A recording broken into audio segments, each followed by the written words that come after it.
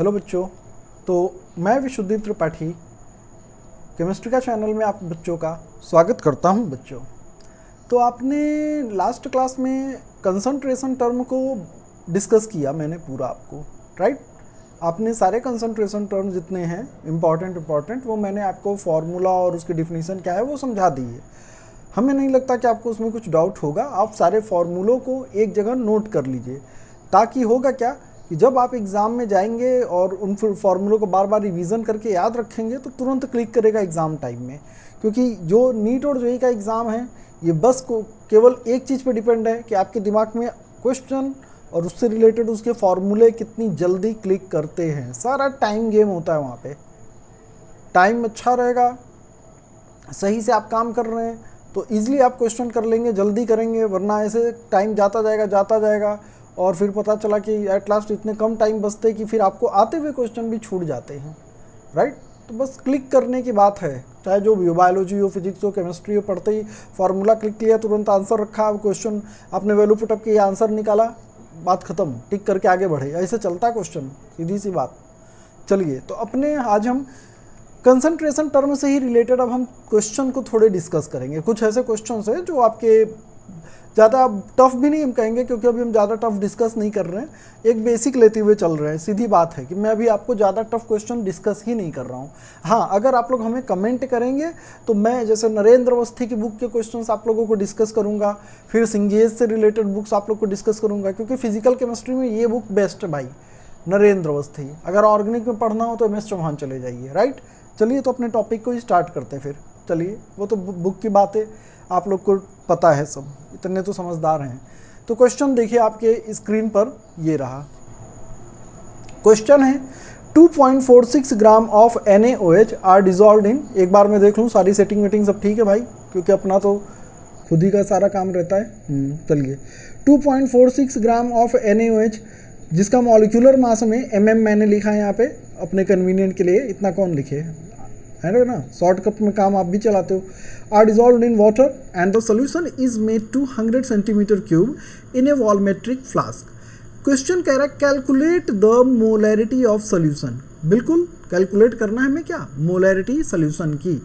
तो देखिए आती है बात कि आपको, देखिए जब भी एग्जाम में क्वेश्चन आप सॉल्व करिए तो सबसे पहले क्वेश्चन में देख क्या लीजिए कि हमें क्या क्या वैल्यू दी हुई है, क्या क्या दिया हुआ है। तो जो सॉल्यूट है आपका NaOH, सॉल्यूट का अमाउंट दिया, मास ऑफ सॉल्यूट, यानी दिया क्या, mass of solute, mass of solute आपको दे रखा है यहाँ पे 2.46 ग्राम। पहले जो दिया होता है पहले वो चीज़ आपको लिख लेनी चाहिए। उसका मॉलिक्यूलर मास बोला है NaOH, राइट, यानी सॉरी मॉलिक्यूलर मास कितना बोला है, 40 बोला है, वो गलती से यानी इसे मैं कट कर देता। मॉलिक्यूलर मास आपका कितना बोला है, 40। NaOH है उसी का मॉलिक्यूलर मास 40 बोला है उसने, ठीक है। चलिए इसको थोड़ा सही कर देते हैं, गड़बड़ लिख दिया मैंने। चलो भाई बिल्कुल हटो तुम, आइए। तो मॉलिक्यूलर मास NaOH का आपको दिया हुआ है, वो कितना दिया है, 40 दिया हुआ है, ठीक है। Is made 200 centimetre cube. Volume जो आपको सोल्यूशन का है वो कितना बोल रहा है, 100 सेंटीमीटर क्यूब आपको वॉल्यूम बता रहा है। कह रहा है कैलकुलेट मोलैरिटी, कैलकुलेट करनी। बिल्कुल बच्चों, मोलैरिटी हमें फाइंड आउट करनी है कि नहीं, मोलैरिटी। कोई दिक्कत, आप पहले देख लीजिए, ये आपको जो दिया हुआ है ये सारी चीज़ें मैंने देखी क्वेश्चन के अंदर से। ये काम हमें करना ही चाहिए कभी भी प्रॉब्लम आप सॉल्व करें, बेसिक यही होता है। मोलैरिटी के लिए अब आते हैं, फॉर्मूला आपको क्लियर होना चाहिए। मोलैरिटी के लिए मैंने क्या बताया, number of moles of solute volume of solution in litre, या अगर आप ml लेके चल रहे हैं तो 1000 से क्या होगा, मल्टीप्लाई होगा, राइट। बात क्लियर।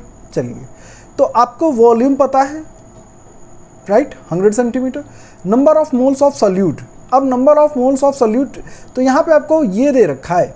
तो नंबर ऑफ मोल्स निकालने का फॉर्मूला होता है, नंबर ऑफ मोल निकालने का फॉर्मूला होता है मास ऑफ सब्सटेंस, जो भी सब्सटेंस है उसका मास किस में लेंगे, ग्राम में लेंगे, और डिवाइड क्या करेंगे, मॉलिक्यूलर मास से। मास ऑफ सब्सटेंस इन ग्राम यानी कि 2.46 आपको क्वेश्चन में दिया हुआ है, ये 2.46। मॉलिक्यूलर मास मैंने बोला ये 40 दिया हुआ है। अगर आप इसको कैलकुलेट करेंगे 2.46 को अगर आप कैलकुलेट करेंगे 40 से, तो आंसर ये कितना दे देगा,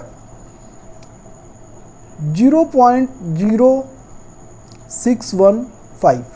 राइट, बात क्लियर।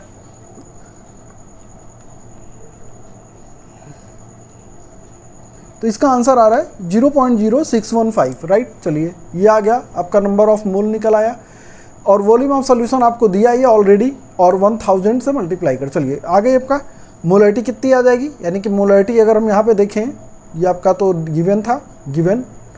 चलिए तो मोलैरिटी कैपिटल M से रिप्रेजेंट करते हैं, ये भी 0.0615 ये number of moles. Volume of solution आपका 100, और ये हो गया multiplied by 1000।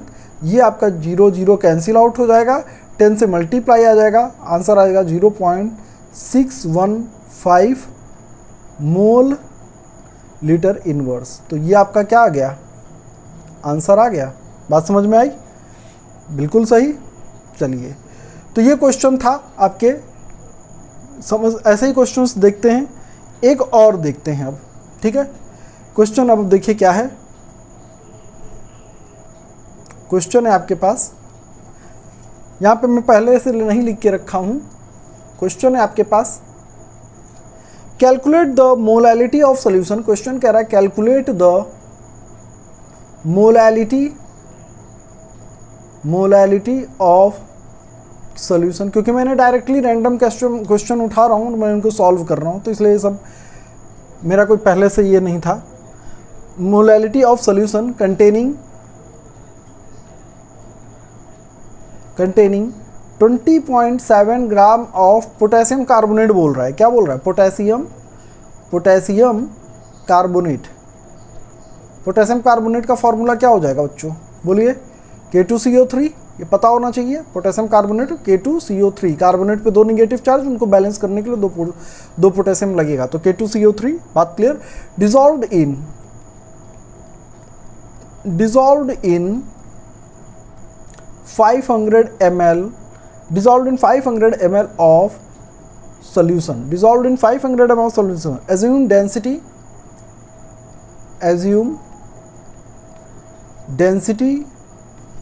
of solution। Density of solution बोल रहा है कितना, 1 ग्राम लीटर इनवर्स। राइट, ये डेंसिटी बोल रहा है। आ गई बात, हमें गिवन क्या क्या है। चलिए देखिए, गिवन की बात करें तो आते हैं बात अपना सोल्यूशन करते हैं। सोल्यूशन में जो गिवन देखा जाए, सबसे पहली बात अपने को गिवन देखना है, तो मोलैलिटी फाइंड आउट करनी है। पहली बात तो ये कि मोलैलिटी कैलकुलेट करने को कह रहा है, ये बात clear. Containing 27 gram of potassium carbonate, यानी mass of solute, mass of या अमाउंट ऑफ सोल्यूट भी कह सकते हैं, मास ऑफ सोल्यूट भी कह सकते हैं, कि आपको कितना बोला है, 20.7 ग्राम किसका बोला है, K2CO3 का अमाउंट बोल रही है। Dissolved in 500 ml of solution. Solution का वॉल्यूम ऑफ सोल्यूशन कितना बोला, 500 ml बोला है, बिल्कुल कोई दिक्कत किसी को नहीं है। डेंसिटी दे रखा है, डेंसिटी आपका 1 दे रखा है, यानी इतनी चीज़ें ये गिवन में हो गई। हमसे एक मोलैलिटी का कैलकुलेट करने कह रहा है, तो आप जानते हैं ये तो बात हो गई इतनी कि अपने को सारा गिवन है। मोलैलिटी का फॉर्मूला बताइए क्या होता है बच्चों, सोचिए। मोलैलिटी से रिलेटेड फॉर्मूला हम आपको बता चुके हैं। देखिए मोलैलिटी क्या हो जाता है, मोलैलिटी नंबर ऑफ मोल्स, इसमें भी आएंगे number of moles of solute. अब यहाँ पे मास ऑफ सॉल्वेंट होता है, याद होगा आपको, मास of solvent in gram, number of moles of solute bye mass of solvent in gram and multiplied by 1000। बात क्लियर। अब number of moles of solute, तो नंबर ऑफ मोल्स तो मैंने अभी बताया कि नंबर ऑफ मोल आप कैसे निकालते हैं। नंबर ऑफ मोल अगर निकालना है तो मास को डिवाइड कर दीजिए किससे बच्चों, मोलर मास से, और मास आपको यहाँ पे दे रखा है 20.7 ग्राम, 20.7 ग्राम, ठीक है। और अगर अब आप मोलर मास की बात करें तो पोटेशियम कार्बोनेट का अगर आप मोलर मास कैलकुलेट करिए तो ये आ जाता है आपका 138, राइट। तो पोटेशियम का मोलर मास कितना हो गया 138। तो आप इसको अगर सॉल्व कर देंगे तो ये लगभग आ जाएगा आपका कितना, ये आपका आंसर देगा, ये हमने कैलकुलेट करके रखा हुआ है। तो ये आप सब ये है कि ये है, राइट। इतने नंबर ऑफ मोल हो गए, राइट। अब यहाँ पे अगला डिनोमिनेटर में कह रहा है मास ऑफ सॉल्वेंट, और आपको यहाँ देख लीजिए मास ऑफ सॉल्वेंट कहीं नहीं दिया है, घूमता हुआ क्वेश्चन। डायरेक्ट वैल्यू ना दे करके यहाँ पे घुमा के वैल्यू निकालनी है, यानी डेंसिटी इज इक्वल टू क्या हो जाता है, डेंसिटी जो होता है, डेंसिटी इज इक्वल टू होता है आपका मास बाई वॉल्यूम। डेंसिटी क्योंकि दिया हुआ है, मास बाई वॉल्यूम, और यहाँ से डेंसिटी, ये सारी चीज़ें सोल्यूशन के रिस्पेक्ट की बात ही हो रही है। ये सारा टर्म जो होगा density of solution, mass of solution by volume of solution, right. ये पूरा टर्म उसी के रिस्पेक्ट की बात ही कर रहा है। तो डेंसिटी आपका दे रखा है कितना, चलिए थोड़ा सा इसको ऊपर कर इधर कर देते हैं, है ना, उधर हाइड हो रहा होगा, फोटो आती है ना, हमें थोड़ा स्क्रीन में पता नहीं चलता है। यहाँ पे इधर हम लिख देते हैं राइट हैंड साइड। तो डेंसिटी आपको 1 दे रखा है। मास ऑफ सोल्यूशन, ये कितना है मास ऑफ सोल्यूशन, हाँ हमें फाइंड आउट करना है, राइट। मास ऑफ सोल्यूशन ये हमें फाइंड आउट करना है। एंड वॉल्यूम ऑफ, हाँ वॉल्यूम कितना है 500 ml, 500 ml। तो मास ऑफ सोल्यूशन आपका कितना हो गया, मास ऑफ सोल्यूशन आपका कितना हो गया 500 ml हो गया, राइट, 500 ml। अब इसमें क्या है, हमें मास ऑफ सॉल्वेंट चाहिए, राइट। तो सॉरी, अरे गलती से ml नहीं बोलेंगे, मास ग्राम में आएगा, सॉरी बच्चों, इसको ग्राम में लिखेंगे, ये ml में नहीं होगा।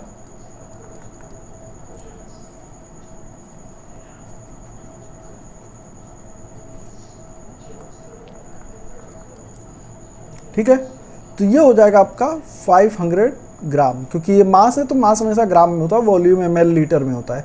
ये थोड़ी मेरी मिस्टेक हो गई। चलिए आगे, मास ऑफ सॉल्यूशन आपको पता चल चुका, राइट। और आपको मास ऑफ सोल्यूट इसमें दिया है, लेकिन हमें रखना क्या है यहाँ पे क्वेश्चन में, देखिए बच्चों मास ऑफ सॉल्वेंट कह रहा है। तो मास ऑफ सॉल्वेंट हमें निकालने के लिए करना पड़ेगा क्या, मास ऑफ सॉल्वेंट। सोल्यूशन में से सोल्यूट को हटा दीजिए तो बच जाएगा क्या, सॉल्वेंट। तो सोल्यूशन कितना हुआ 500, 500, और सोल्यूट का मास कितना है आपका 20.7 ग्राम, 20.7, यानी अगर हम इसको कैलकुलेट कर दें तो मास कितना हो जाएगा 479.3 ग्राम ये हो जाएगा। बात क्लियर, कैलकुलेट कर लीजिए, अब आ चुके बाकी सारी चीज़ें, बस प्लेस कर दीजिए, हो गया आपका। मोलैलिटी यानी स्मॉल m से रिप्रेजेंट करते हैं, हम ऐसे ही जल्दी के लिए चक्कर में लिख दे रहे हैं। Number of moles of solute आप निकाल चुके, number of moles that is 0.15, 479.3 and multiplied by 1000। तो 0.15, 479.3 एंड मल्टीप्लाइड बाई 1000, ये लगभग अगर आप इसको सॉल्व कर देंगे तो ये आंसर आपको दे देगा, ये आंसर दे देगा 0.313, राइट, मोलैलिटी। तो ये आपका हो जाएगा, ये इसका आंसर हो जाएगा। बात क्लियर, ये इसका क्या हो गया, आंसर हो गया। चलिए बच्चों, तो ये वाला क्वेश्चन हमने क्लियर किया, एक मोलैरिटी से रिलेटेड, और अगला क्वेश्चन ये मोलैलिटी से रिलेटेड। आगे चलते हैं, इसी को क्रम में जारी रखते हुए कुछ और क्वेश्चंस में आपको देखता हूँ। चलिए ठीक है, अगला क्वेश्चन एक थोड़ा डिफरेंट टाइप का क्वेश्चन है। क्वेश्चन देखिए, 2.5 gram of ethanoic acid, ethanoic acid यानी आपका क्या हो गया, एसिटिक एसिड का हो गया, IUPAC name, acetic acid CH3 double bond OH, lab में मिलता है आपका acetic acid, right. Is dissolved in, इसको किस में घोला जा रहा है बच्चों, is dissolved in 75 gram of benzene, है ना, सॉल्वेंट बेंजीन भी 75 ग्राम ऑफ बेंजीन, इसी में आगे पढ़ेंगे अभी सॉल्वेंट चैप्टर में। 75 gram of benzene, calculate the molality of the solution, ये भी यहाँ पे मोलैलिटी ही पूछ रहा है बच्चा। मोलैलिटी ऑफ सॉल्यूशन कैसे निकालेगा रे, क्वेश्चन फिर मोलैलिटी पूछ दिया। पगलाने का नहीं ना, देखो मैंने कितना अच्छा बताया आपको तरीका। कोई बच्चा चाहे नीट का हो चाहे जेई का हो, कहते अरे सर फिजिकल में थोड़ा सा ये वो दाएं बाएं करने का नहीं, सीधा सोचने का। मैंने आपको पहले क्या बताया, जो दिया है उसको लिखने का, जो दिया है गिवन क्या क्या है उसको देखिए। Given 2.5 gram of ethnic acid dissolved in 75 gram of benzene. Mass of solute, mass of solute कौन है बेटा, यहाँ इथेनोइक एसिड है। मास ऑफ एसिटिक एसिड या इथेनोइक एसिड, चलिए 2.5 ग्राम दे दिया, बिल्कुल सही। Dissolved in mass of solvent, mass of solvent benzene भाई साहब है, इसमें बेंजीन में घोला जा रहा है, 75 gram of benzene. Okay okay, calculate the molality. Molality को कैलकुलेट करना है भैया मेरे, मोलैलिटी। तो ये का हो गया, तुमको का दे दिया, ये सब ये कब में जाएगा रे, गिवन में जाएगा ना। सांगला, सांगला मराठी में बोलते हैं, मुझे पता नहीं सांगला सांगला क्या होता है, सुने हैं पर उधर काम किया तो मैंने सांगला चांगला करते रहते। चलो भाई सुन, तो क्या हुआ, हाँ मोलैलिटी अपने को निकालना है। मोलैलिटी का फॉर्मूला की बात कर ले, मुद्दे की बात। फॉर्मूला क्या लगाएंगे, अब आपको क्या सोचना है, फॉर्मूला क्या लगेगा। तो फॉर्मूला मोलैलिटी का हमने आपको बता ही चुका है। Molality that is the number of moles of solute. Formula लिख लेने का, इसके बाद number of moles of solute क्या फार्मूला लगेगा, number of moles of solute by mass of solvent. Mass of solvent gram में होना चाहिए, मल्टीप्लाइड बाय 1000। हो गया ना बच्चों, बिल्कुल। अब देखिए इसमें क्या क्या दे रखा है बच्चा, दे क्या रखा है। मास ऑफ सॉल्वेंट आपको दिया हुआ है, बेशक इसमें किसी को कोई शक बिल्कुल नहीं। Number of moles of solute ये अपने को निकालना पड़ेगा दादा रे दादा, एसिटिक एसिड का निकालना पड़ेगा। कैसे निकलेगा, तुमको अभी बताया, नंबर ऑफ मोल निकलेगा। नंबर ऑफ मोल कैसे निकलता है, mass divided by number of moles, mass divided by molar mass. Mass पर मास इन मोलर मास, डिवाइड में चला गया, बिल्कुल क्या। मास आपका कितना दे रखा है बच्चों, मास ऑफ सॉल्यूट 2.5 ग्राम, तौल करके बकायदे वेट करके भारी सा, ढाई बोलेंगे ना, 2.5 ग्राम। चलिए मोलर मास एसिटिक एसिड का। अब भैया ये बच्चों देखिए, थोड़ा सा इसको हम ऊपर कर दें, नहीं तो कहाँ फोटो कहाँ क्या दिखता नहीं है भाई। अब इतना बड़ा बड़ा आदमी नहीं हूँ ना मैं कि स्मार्ट बोर्ड में तुमको पढ़ाऊँ, बस पढ़ाने का इच्छा करता है मेरा। देखिए एसिटिक एसिड आती है बात, एसिटिक एसिड, अब कोई खोपड़ी ना पकड़ लेना कि एसिटिक एसिड। देखिए अगर हमें एसिटिक एसिड के मॉलिक्यूलर मास को फाइंड आउट करना होगा तो एसिटिक एसिड का ये फॉर्मूला हो गया। कार्बन का एटॉमिक मास आपको पता है कितना होता है, 12 और 2 तो ये कितना हो गया 24 कार्बन हो गया। ऑक्सीजन कितना हो गया, ऑक्सीजन आपका 16 × 2 हो गया कितना 32। हाइड्रोजन आपके कितने हो गए, यहाँ पे 4 हाइड्रोजन है तो हम 1.008 होते, लेकिन बट फॉर कन्वीनियंस कि हम कैलकुलेशन इजी कर सके 4 ले लेंगे तो ये हो गया। अब आप इसको जोड़ लीजिए, 4 4 8 2 10, 3 2 5 1 6, 60 आ गया, किसी को कोई शक नहीं। तो number of mole mass divided by molar मास, 2.5 को डिवाइड करियो 60 से कर दियो, 2.5 इसको आ जाएगा 0.041। ये आपके लगभग नंबर ऑफ मोल आ रहे हैं, आ गए। मास ऑफ सॉल्वेंट आ गया है, दिया ही हुआ है। तो बस क्या करने का है, टेंशन नहीं लेने का, टेंशन देने का, टेंशन देने का, मोलैलिटी लिखने का। और ऊपर क्या चला जाएगा, न्यूमरेटर, न्यूमरेटर भैया तुम लिख लो 0.041 और इसको डिवाइड करो मास ऑफ सॉल्वेंट से। भाई मास ऑफ सॉल्वेंट आपको बोल दिया है क्वेश्चन में 75 ग्राम लेने का है और बस 1000 से मल्टीप्लाई। अगर आप इसको सॉल्व करते हैं, अगर आप इसको कैलकुलेट करेंगे और कैलकुलेट करने पे लगभग आंसर दे देगा 0.556, ये रहा आपका आंसर। तो मोलैलिटी अब आप इसको मोल किग्रा इन्वर्स ये भी लिख सकते हैं, मोल किग्रा इन्वर्स, किसी को कोई शक नहीं।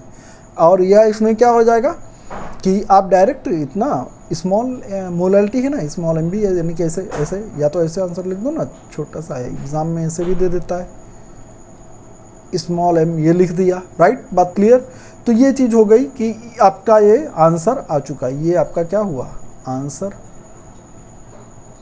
रिप्रेजेंट का तरीका ये भी है, रिप्रेजेंट का तरीका ये भी है, तो आंसर आना चाहिए। बस एग्ज़ाम में यही ध्यान रखना है हमारा कि जो क्वेश्चन दे उसका आंसर हमारा परफेक्ट तरीके से निकाल लें, उसमें कोई दिक्कत नहीं आनी चाहिए, है कि नहीं बच्चों।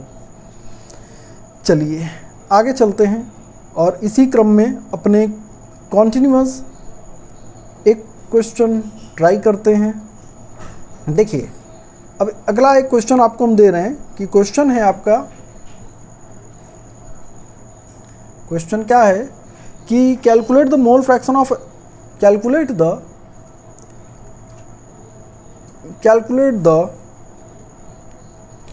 मोल fraction of ethylene glycol, ethylene glycol, molecular formula दे रखा है C2H6O2, यही ना दिया है, बिल्कुल C2H6O2 दिया हुआ है। In a solution containing, in a solution containing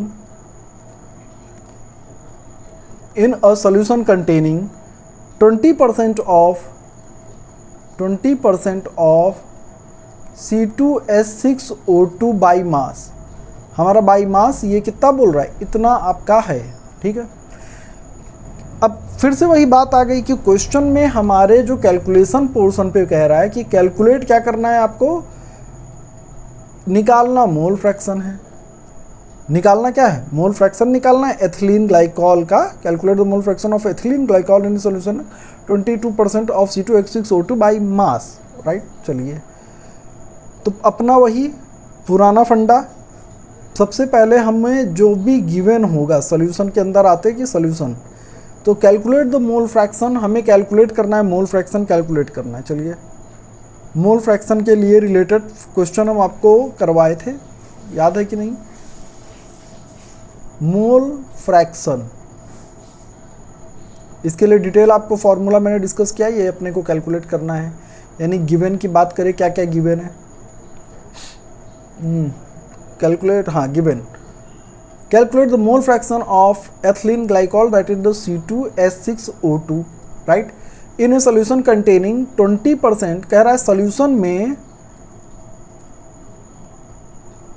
C2H6O2 जो है ये 20% है और बाई मास है। बाई मास समझ गए कि नहीं, ये पहले ही लेक्चर में मैंने आपको डिस्कस किया है, मेरा फर्स्ट वीडियो देखिएगा पार्ट 1 वाला। बाई मास वहाँ पे क्या रख रखा है, परसेंटेज वेट बाई वेट की यानी बात कर रहा है, मास of solute and mass of solvent. 20 gram of solute हो जाएगा, 20 ग्राम सोल्यूट का हो जाएगा,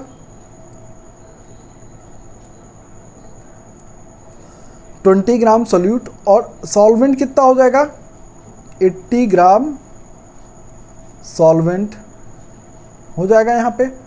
20 gram solute and 80 gram solvent, right, बात क्लियर।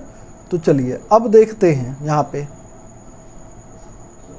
ठीक, मोल फ्रैक्शन कैलकुलेट करना है, ये बात समझिए। मैंने पहले आपको भी बताया था कि 20% है, तो यानी बाई मास बोल रहा है 20 ग्राम सोल्यूट हो जाएगा और 80 ग्राम क्या हो जाएगा, सॉल्वेंट हो जाएगा यहाँ पे, बात क्लियर।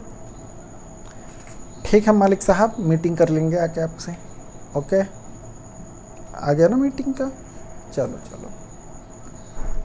सॉल्यूशन बिल्कुल ये दिया हुआ है, ओके ओके, अरे बाबा। तो अब आपको मोल फ्रैक्शन सोचना पड़ जाता है थोड़ा, क्या क्या बोलेंगे भाई। मोल फ्रैक्शन, मोल फ्रैक्शन निकालना है, मोल फ्रैक्शन निकालना है। तो मोल फ्रैक्शन में क्या फॉर्मूला मैंने आपको बताया, that is number of moles. अगर किसी के लिए निकालना है, यहाँ पे किसके लिए बोला है भाई, ले दे mole fraction of ethylene glycol, mole fraction of solute, चलिए हम थोड़ा आपको ऐसे ही बताएंगे। सल्यूट अब आप सोचिएगा ना, थोड़ा सारा चीज़ हम यहाँ लिख देंगे तो सोचेंगे क्या आप। मोल फ्रैक्शन निकालना है तो number of mole of solute ये हो जाएगा, और यहाँ पे क्या हो जाएगा, total number of moles denominator में, that is total number of moles हमें कैलकुलेट करने होंगे। मीन्स क्या क्या, number of moles of solute plus number of moles of solvent, that will be total number of moles we have to calculate it, right, understood. अब यहाँ पे देखिए एक बार बच्चों सोचिएगा, यहाँ पे ये चीज़ ध्यान दीजिएगा, बड़ा इंपॉर्टेंट टाइप है कि यहाँ पे आपको देखिए सॉल्वेंट क्या है ये कहीं नहीं बोला है, उसने बस एथिलीन ग्लाइकोल बोला है। तो अगर ऐसा क्वेश्चन है जहाँ पे सॉल्वेंट आपको कुछ पानी वानी ना बोले या बेंजीन नहीं बोला, टेट्राक्लोराइड, ये सब सॉल्वेंट होते हैं, लेकिन अगर नहीं बोला है कुछ तो सॉल्वेंट हम क्या लेंगे, आपको हम बताए थे यूनिवर्सल सॉल्वेंट क्या होता है, वाटर होता है।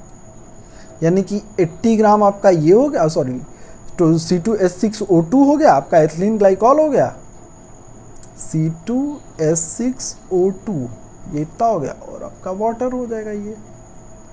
चलो भैया, अब नंबर ऑफ मोल ऐसे कैसे कैलकुलेट करते हैं, मास डिवाइडेड बाय मोलर मास, और चलो अपना काम तो फिर उसी तरह शुरू हो गया। चलो भैया नंबर ऑफ मोल निकालो, नंबर ऑफ मोल निकलेगा that is mass divided by molar mass. Mass आपका दे रखा है कितना, 20 ग्राम। मोलर मास C2H6O2 का निकाल लीजिए, कितना हो जाएगा, कार्बन का 12 इंटू 2 24, 12 टू जा 24, हाइड्रोजन दैट इज 1 इंटू 6 यानी कितना हो गया 6, ऑक्सीजन आपका कितना हो गया 8 होता है एटॉमिक नंबर, मास नंबर 16, 16 दूनी 32, 16 टू जा 32, 6 4 10 to 12, 6 4 10 and 2 12 and 3 to 5 8 6, तो आपका ये 62 इसका क्या आ गया, मोलर मास आ गया एथिलीन ग्लाइकोल का। चलिए तो मोलर मास एथिलीन ग्लाइकोल का यहाँ पुट आउट कर दीजिए 62। अगर आप इसको कैलकुलेट करते भैया तो ये कैलकुलेट करके कितना दे देगा, मोलर मास आपको 0.322 आ गया ना भैया मोल। चलिए बिल्कुल सही, कोई दिक्कत नहीं। अगला नंबर ऑफ मोल हम किसका निकालेंगे, ये नंबर ऑफ मोल किसका हमने निकाला, C2H6O2 का, बिल्कुल क्लियर रखिएगा। अगला चलिए थोड़ा सा इसको ऊपर कर दें, हमें लिखने का जगह हुए नहीं मिल रहा है भैया, समझते नहीं हो तुम लोग, समझा करो भाई, मेरी भावना को समझते ही नहीं है, आए भावना को समझो। नंबर ऑफ मोल इसका, अब number of mole of solvent, और एक चीज आपको पता है सॉल्वेंट क्या होता है, वाटर हमने यहाँ बोला ही है। अब आपको वो सॉल्वेंट का कितना number of mole, mass divided by molar मास, तो 20 तो ये था, तो बचा कितना था 80 था, क्वेश्चन में पहले से ही देखिए 80, और अरे वाटर का तो सबको याद ही रहता है यार, हाइड्रोजन निकाल लो, हाइड्रोजन का 1 इंटू 2, और ऑक्सीजन का कितना हो गया 16, ये तो हाइड्रोजन का रहा, ये ऑक्सीजन का रहा, आ गया आंसर 18, ठीक है ये हो गया 18, बिल्कुल सही। अब इसमें क्या करना है, डिवाइड दे दीजिए, बिल्कुल लल्ला डिवाइड दे दिया, आ गया आंसर, खुश हो गए, तुम हो गए, बिल्कुल सही। अब आएगा मोल फ्रैक्शन ऑफ C2H6O2, ये काम हमने कर लिया। मोल फ्रैक्शन ऑफ ग्लाइकोल वाला हमने निकाल लिया, ये एक तो निकल गया ससुरा। Number mole fraction of C2H6O2 यानी number of moles of solute, and the moles of solute is the 0.322, and by total number of moles means solute plus solvent means 0.322 plus 4.44, ये हो जाएगा। और अगर आप इसको टोटल कैलकुलेट करके solve करेंगे तो आंसर कितना दे देगा 0.932, बात clear.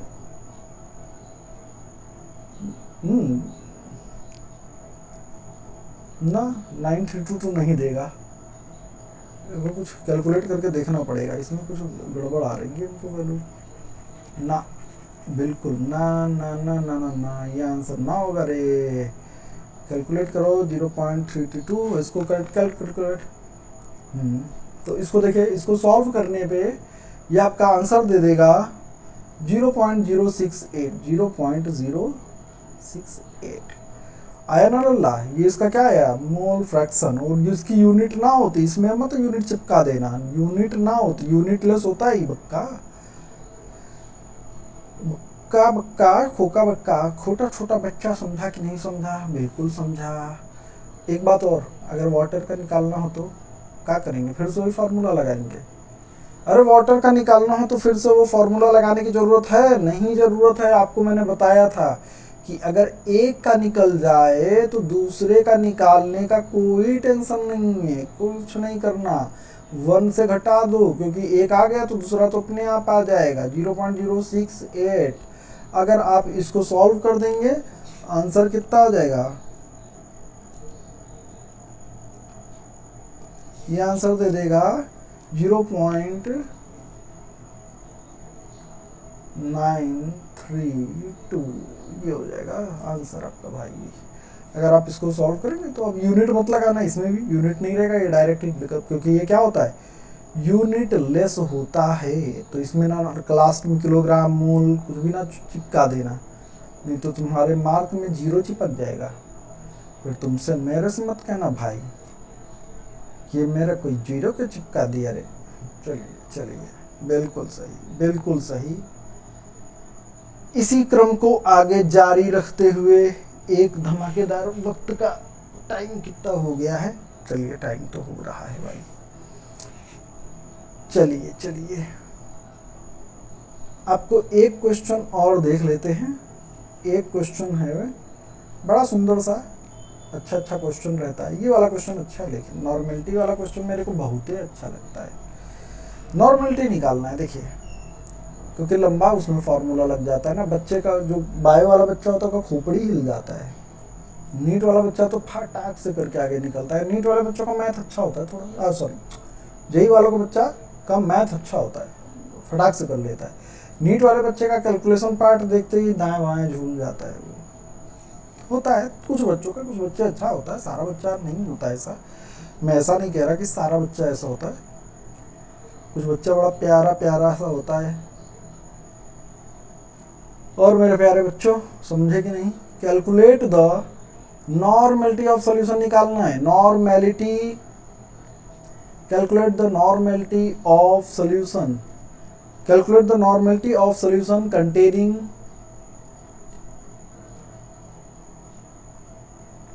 containing 31.5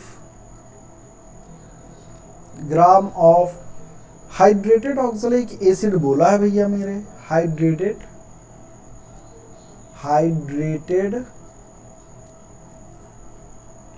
oxalic acid, oxalic acid नाम अच्छा है ना इसका, ऑक्सैलिक एसिड। H2C2O4.2H2O कहाँ पढ़ते हो बेटा? ये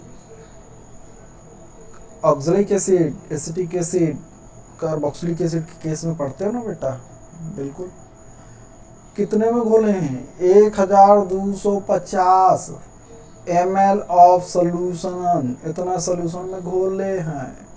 किसी को कोई दिक्कत? बिल्कुल, शिवदत्त को कोई शक नहीं होना चाहिए इसमें। चलिए भाई, तो देखिए क्वेश्चन में दिया हुआ है calculate the normality of solution containing 31.5 gram of hydrated oxalic acid in 1250 ml of solution, 1250 ml of solution. Solution कैसे करेंगे बेटा? सॉल्यूशन पे आ जाओ। तो पहले मैंने बोला गिवन लिख लेने का, जिसको भी ऐसा करना हो पहले गिवन लिखो भाई, आपके लिए भी कन्वीनियंट रहेगा। मैं आप ही के लिए कर रहा हूँ, मैं तो डायरेक्ट लगा देता, लेकिन मैं कह रहा हूँ क्या हो ना, आदत हो गई है आप लोगों को एकदम समझाने की उसी तरह। तो मेरे को भागना कहीं नहीं है, मैं भी हूँ आप भी हैं ना। मैं धरती छोड़ के जा रहा हूँ ना आप, बिल्कुल आराम से करेंगे। जब तक छोड़ेंगे नहीं तब तक छोड़ेंगे नहीं। Normality of solution containing 31.5 gram of hydrated oxalic acid, यानी अमाउंट आपको दे रखा है, अमाउंट ऑफ ऑक्सैलिक एसिड कितना बोला बच्चा? 31.5 gram. Okay, in 1250 ml of solution. Volume of solution बिल्कुल निकालेगा अपन बच्चा 1250 ml। हाइयो, बिल्कुल सही। अब आ जाओ बेटा, यहाँ पे तुम्हारा दिमाग लगेगा। तो ई हो गया आपका क्वेश्चन वाह, राइट। ऑक्सैलिक एसिड के बारे में बोला था मैंने, H2। तो ये देखिए ऑक्सैलिक एसिड का स्ट्रक्चर, थोड़ा सा यहाँ पे कुछ चीज़ें जानने की हैं, बिना जाने काम नहीं होगा। मैंने याद करिए नॉर्मलिटी वाले केस में पढ़ाया मैंने ये सब। इसका एसिडिटी बेसिसिटी वाला थोड़ा सा फैक्टर आपको पता होना चाहिए। ई होता है आपका ऑक्सैलिक एसिड, राइट। H2C2O4 बराबर बैठ रहा है ना, बिल्कुल हाइड्रेटेड यानी पानी है इसमें। अब देखिए C double bond O, O minus and C double bond O, O minus and 2H plus.